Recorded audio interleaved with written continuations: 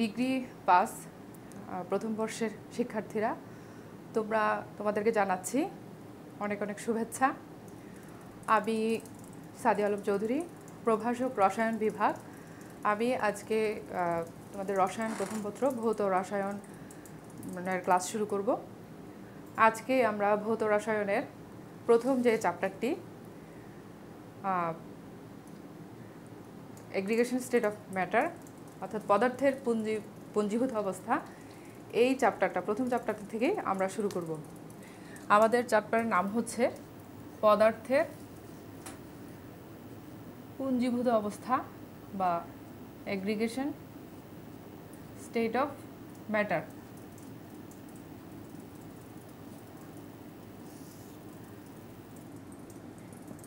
তোমাদের এই প্রথম অধ্যায়ের নামটি হচ্ছে পদার্থের পুঞ্জীভূত অবস্থা।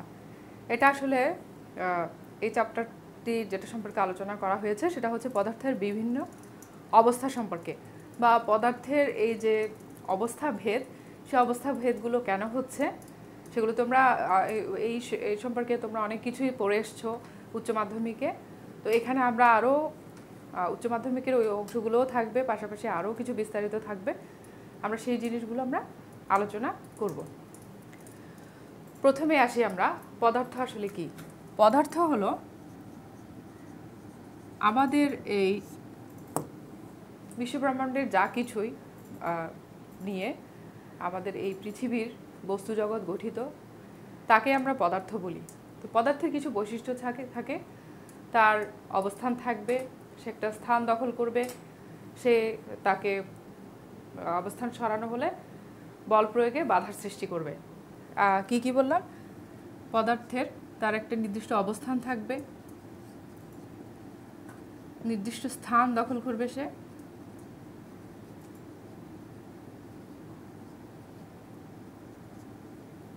তার ভর থাকবে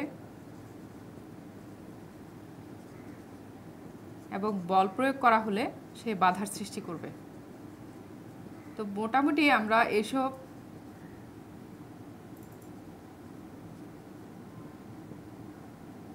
বৈশিষ্ট্য যাদের থাকে তাদেরকে আমরা পদার্থ বলে থাকি।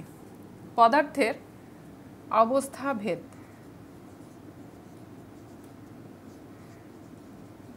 জেনারেলি আমরা যে অবস্থাগুলো পড়ে এসেছি, আমাদের উচ্চ মাধ্যমিক হলো, মাধ্যমিকে আমরা যে অবস্থাগুলো পড়ে এসেছি, যে কঠিন পদার্থের বা কঠিন অবস্থা, তরল অবস্থা, গ্যাসীয় অবস্থা। এছাড়াও আমাদের আরও একটি অবস্থা দেখা যায়, সেটা হচ্ছে প্লাজমা অবস্থা। এছাড়াও আরও অনেকগুলো অবস্থা ভেদ আছে, যেমন ধরো অতি নিম্ন তাপমাত্রা অবস্থা,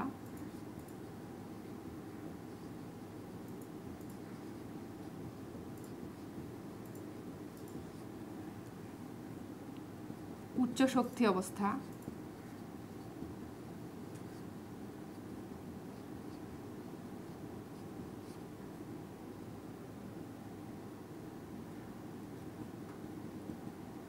অন্যান্য আরও অনেকগুলো প্রস্তাবিত অবস্থা আছে। ডার্ক ম্যাটার, এটা আরেক ধরনের অবস্থা।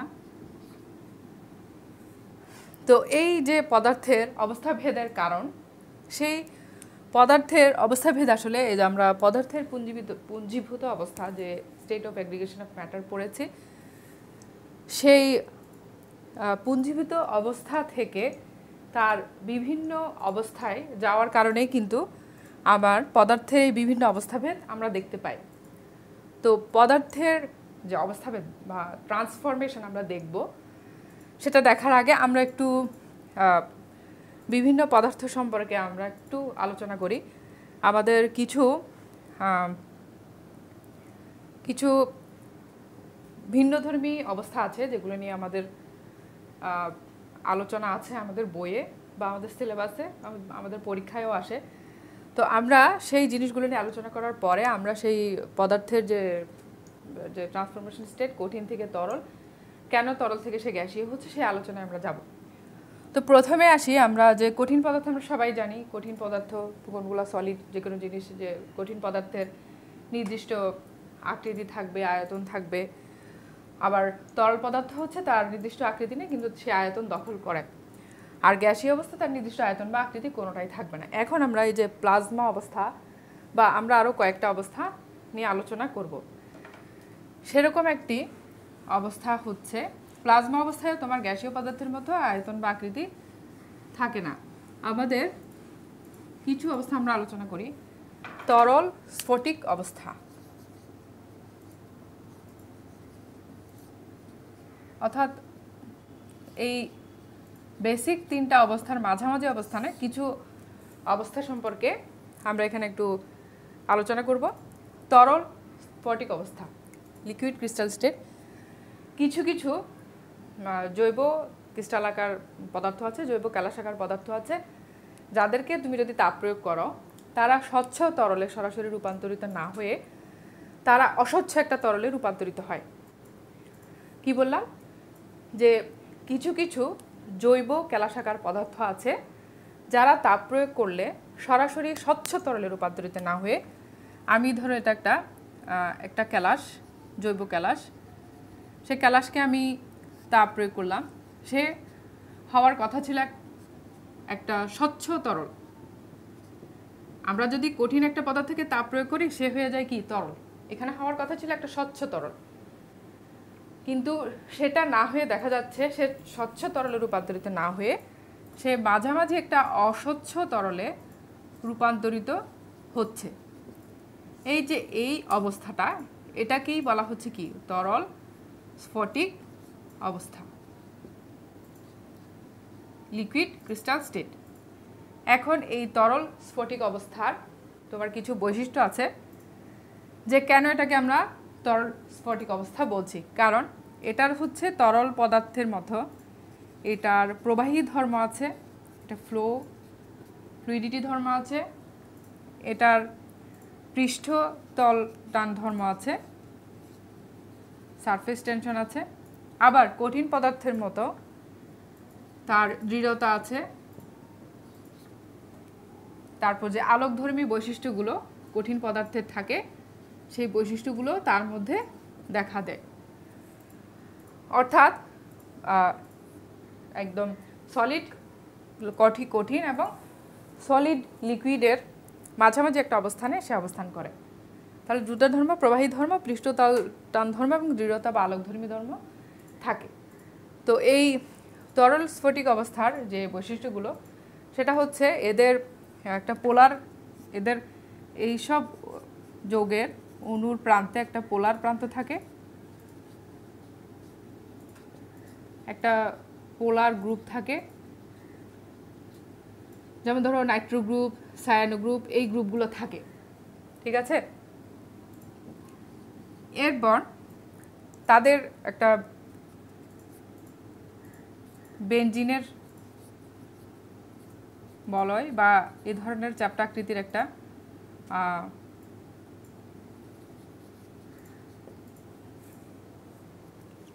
আর তরল স্ফটিকের ব্যবহার এটা অনেক গুরুত্বপূর্ণ কাজে ব্যবহার করা হয়। আমাদের ধমনী শিরার তাপমাত্রার পার্থক্যের সাথে দেহের অন্যান্য অংশের যে তাপমাত্রার পার্থক্য সেটা বের করার জন্য তোমার এই তরল স্ফটিক ব্যবহার করা হয়। আবার আমাদের ধমনী বা শিরাতে আমাদের যদি ধমনীতে কোনো ব্লকের তৈরি হয় যে ব্লকেজ তৈরি হয় সেটা বের করার জন্য আমার কি তরল স্ফটিক ব্যবহার করা হয়। এই হচ্ছে আমাদের ব্যবহার। তাছাড়া আমরা শুনি এখন তোমাদের বিভিন্ন যে এলসিডি মনিটর টিভি এগুলোতেও কিন্তু কি এই তরল লিকুইড ক্রিস্টাল যে পদার্থ সেটা ব্যবহার করা হয়। এলসিডি মনিটর টিভিতে আমরা এই তরল স্ফটিক ব্যবহার করে থাকি। এরপর আসো প্লাজমা অবস্থা।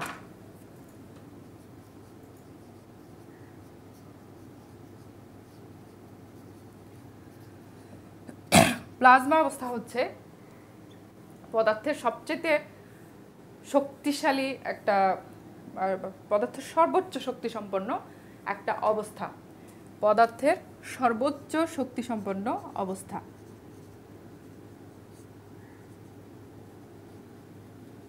কেন এটা পদার্থের সবচেয়ে সর্বোচ্চ শক্তিসম্পন্ন অবস্থা? কারণ হচ্ছে এই অবস্থায় এখানে যে আয়নিক যে চার্জ তৈরি হয় সেই চার্জগুলো প্রবল গতিতে ছুটোছুটি করতে থাকে এবং এরা আয়নাইজড অবস্থায় থাকে, যে কারণে এদের শক্তি সর্বোচ্চ হয়। যেমন ধরো আমরা যখন বিদ্যুৎ স্ফুলিঙ্গ দেখি বা বজ্রপাত দেখি, সেখানে কিন্তু আমরা কিন্তু মনের অজান্তেই আমাদের এই প্লাজমা অবস্থা দেখতে পাই।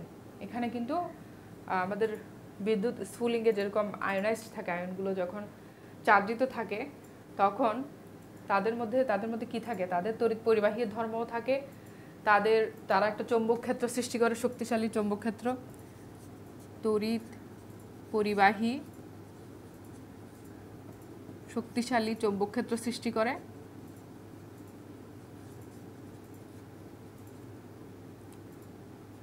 তাড়িৎ চৌম্বক ক্ষেত্র সৃষ্টি করে এবং তারা এই তড়িৎচৌম্বক ক্ষেত্র দ্বারা প্রবলভাবে আকৃষ্ট হয়। এখন এই প্লাজমা অবস্থা একটা গ্যাসে কিভাবে প্লাজমা অবস্থা সৃষ্টি করা যায়? প্লাজমা অবস্থা সৃষ্টি করা যায় দুইভাবে। একটা হচ্ছে দুটো কণাকে অতি উচ্চ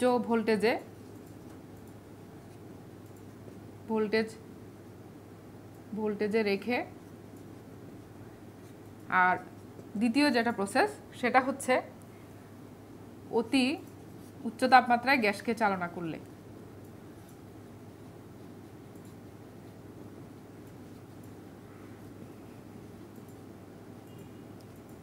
এখানে কি হয় যে প্লাজমা অবস্থায় দেখা যায় যে যখন আমি খুব বেশি তাপমাত্রা চালনা করছি কোনো গ্যাসের মধ্যে, তখন দেখা যায় যে ইলেকট্রনগুলো নিউক্লিয়াস থেকে তারা বের হয়ে আসে এবং ইলেকট্রনগুলো মুক্ত হয়ে ঘুরতে থাকে এবং এই ইলেকট্রন সাগরের মাঝখানে নিউক্লিয়াসগুলো কি বন্ডলেস হয়ে নিউক্লিয়াসগুলো ঘুরতে থাকে। এই কারণে তাদের মধ্যে যে চার্জের সৃষ্টিটা হয়, সে কারণে তারা প্লাজমা অবস্থার সৃষ্টি করে।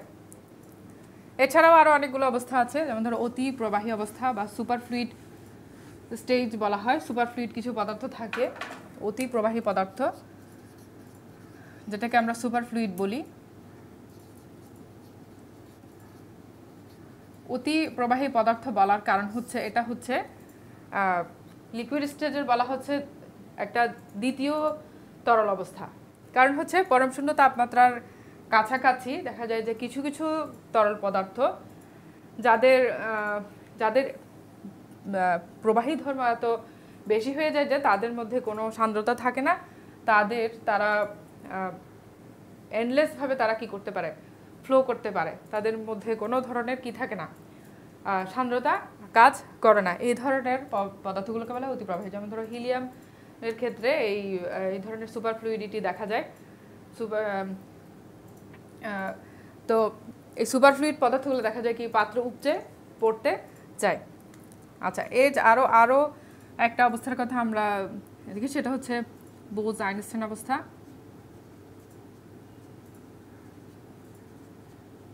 এইটা বিজ্ঞানী আলবার্ট আইনস্টাইন এবং সত্যেন্দ্রনাথ বোস, এই দুজন বিজ্ঞানীর সম্মিলিত প্রচেষ্টায় এই অবস্থা বর্ণনা করা হয়। এটা হচ্ছে আসলে এই অবস্থায় পদার্থের নিজস্ব কোনো স্বাধীন সত্তা থাকে না, এরা একটা কোয়ান্টায়িত কণা হিসেবে আচরণ করে। তো এটা 1924 সালে প্রথম এই অবস্থা কথা ব্যক্ত করেন বোস এবং আইনস্টাইন। আচ্ছা, তাহলে আমরা কিছু অবস্থা সম্পর্কে জানলাম। এখন এই যে তাদের অবস্থা ভেদের কারণ,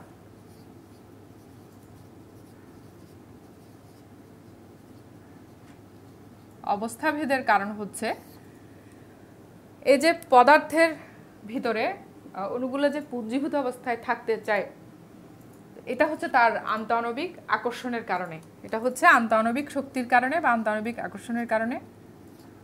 আর তার বিপরীত অবস্থানে থাকে গতিশক্তি। এ চাই কি অণুগুলোকে পুঞ্জীভূত করে রাখতে, আর গতিশক্তি চাই কি তাদেরকে দূরে সরিয়ে দিতে। আন্তঃআণবিক দূরত্ব যেটাকে আমরা এতদিন বলে এসেছি, গতিশক্তির কারণে দূরত্বটা তৈরি হয়।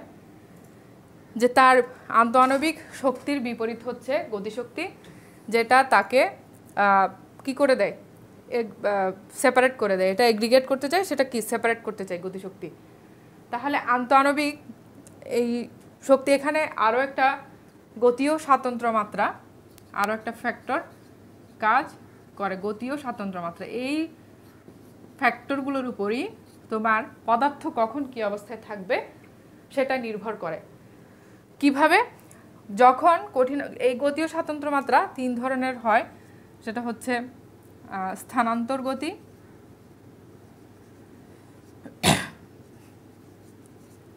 কম্পন গতি বা আবর্তন গতিও বলা হয় বা ঘূর্ণন গতিও বলা হয়, কম্পন গতি বা ভাইব্রেশনাল মোড হচ্ছে ঘূর্ণন গতি বা আবর্তন গতি বলা হয়। যখন একটি কঠিন পদার্থ আমি নিলাম, সেই কঠিন পদার্থের মধ্যে তাদের মধ্যে অণুগুলো সর্বোচ্চ আণবিক শক্তি, তাদের মধ্যে কাজ করা আন্তঃআণবিক শক্তি, তাদের মধ্যে কি থাকে, অণুগুলোর মধ্যে প্রচণ্ড শক্তিতে তারা আকৃষ্ট থাকে, এবং তাদের মধ্যে তখন কোনো স্থানান্তর গতি বা ঘূর্ণন গতি এই ধরনের কোনো গতিশক্তি কাজ করে না কঠিন অবস্থায়। তখন শুধুমাত্র অণুগুলো তাদের নিজের জায়গা থেকে কাঁপতে থাকে, কম্পন গতি থাকে। তো আমি যখন তাকে হিট দিলাম সলিড স্টেজে, তার শুধু কম্পন গতি, তাকে যখন আমি হিট তাপ দিচ্ছি, সে কি হলো, তার অণুগুলোর মধ্যে গতিশক্তি বেড়ে গেল এবং তার মধ্যে তোমার স্থানান্তর গতি সৃষ্টি হলো। অর্থাৎ অণুগুলো পরস্পর থেকে যখন দূরে সরতে লাগলো, স্থানান্তরিত হতে লাগলো, তখন তার শুধুমাত্র থাকবে তরল অবস্থার ক্ষেত্রে স্থানান্তর গতি, এবং তারা বেশ দূরে দূরে অবস্থান করে, তবে একটা নির্দিষ্ট অবস্থানে। এই কারণে তরল পদার্থের নির্দিষ্ট আকৃতি নেই, কিন্তু সে একটা নির্দিষ্ট আয়তন দখল করে। একইভাবে এটা হচ্ছে তোমার স্থানান্তর গতি। এরপর হলো একটা তরল লিকুইড স্টেজ। আমি যখন আরও তাপমাত্রা বৃদ্ধি করছি, তখন দেখা যাচ্ছে কি সেই অণুগুলোর তারা কি, তাদের মধ্যে কম্পন, স্থানান্তর এবং ঘূর্ণন গতি তিনটাই তার মধ্যে দেখা যাচ্ছে। তো এবং তখন অণুগুলো অনেক দূরত্বে অবস্থান করে এবং তাদের কোনো নির্দিষ্ট সীমার মধ্যে আটকে রাখা যায় না। তখনই আমরা বলি যে গ্যাসীয় অবস্থার সৃষ্টি হয়। তাহলে কম্পন গতি, স্থানান্তর গতি, এবং এটার ক্ষেত্রে স্থানান্তর, কম্পন এবং ঘূর্ণন তিনটাই থাকবে। এ হলো আমাদের পদার্থের পুঞ্জীভূত অবস্থা থেকে কিভাবে পদার্থের আবার বিভিন্ন অবস্থার সৃষ্টি হয়। এখন আমরা আসি বিভিন্ন প্রকার শক্তি।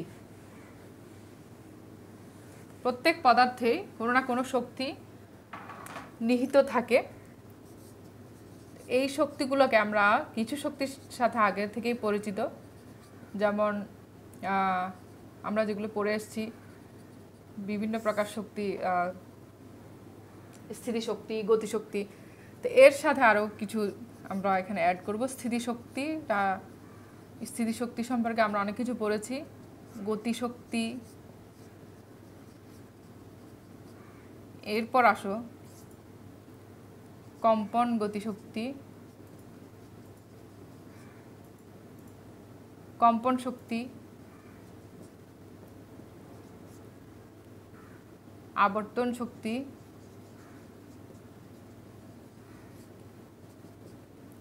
বা ঘূর্ণন শক্তিও বলা হয়, রোটেশনাল এনার্জি, এবং স্থানান্তর শক্তি, ট্রান্সলেশনাল মোড। এছাড়াও রয়েছে ইলেকট্রনিক শক্তি।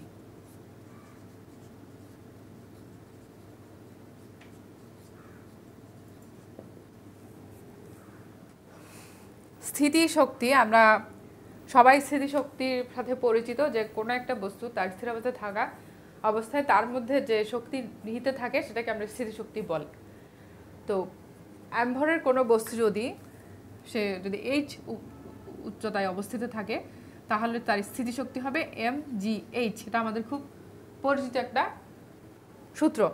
এম হচ্ছে ভর, জি হচ্ছে অভিকর্ষজ ত্বরণ, এইচ হচ্ছে উচ্চতা। আবার গতিশক্তি বলতে আমরা বুঝি কোনো একটি বস্তু তার গতির কারণে যে শক্তি অর্জন করে তাকে বলা হয় গতিশক্তি। এটাকে আমরা কে ই অথবা E K kinetic energy is equal to half M V square. এখানে এম হচ্ছে ভর, ভি হচ্ছে বস্তুর বেগ।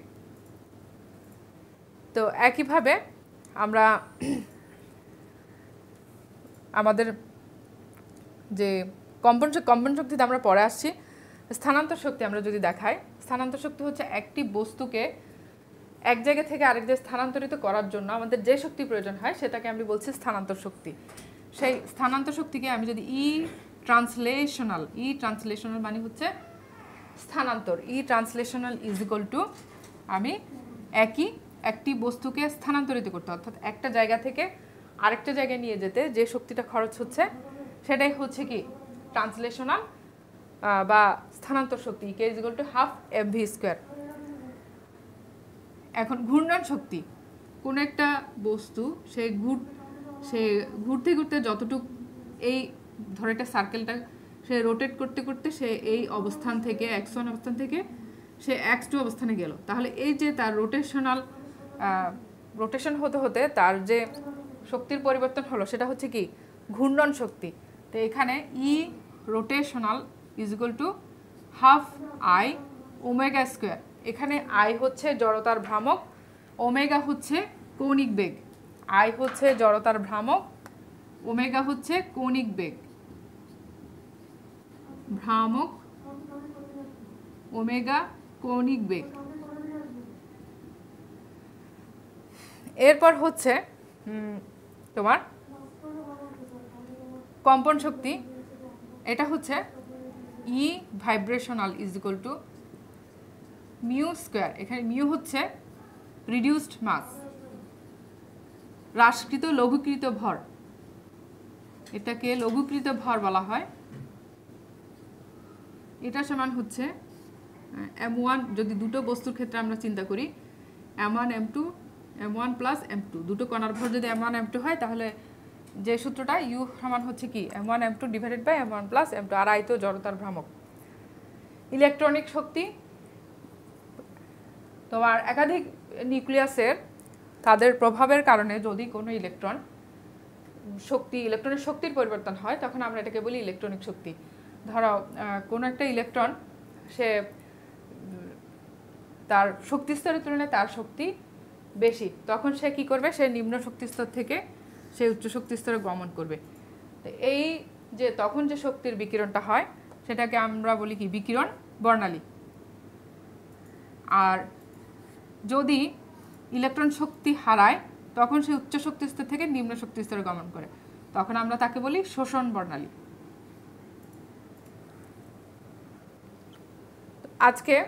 আজকের মতো তোমাদের আমরা বিভিন্ন প্রকার শক্তি সম্পর্কে পড়লাম। আগামী ক্লাসে আমরা আমাদের যে গতীয় স্বাতন্ত্র মাত্রা সে সম্পর্কে আলোচনা করব এবং আমাদের যে শক্তির বিভাজন নীতিগুলো আছে সেগুলো সম্পর্কে আলোচনা করব। আজকে এতটুকুই রইল। সবাই ভালো থাকবে, সুস্থ থাকবে। ধন্যবাদ।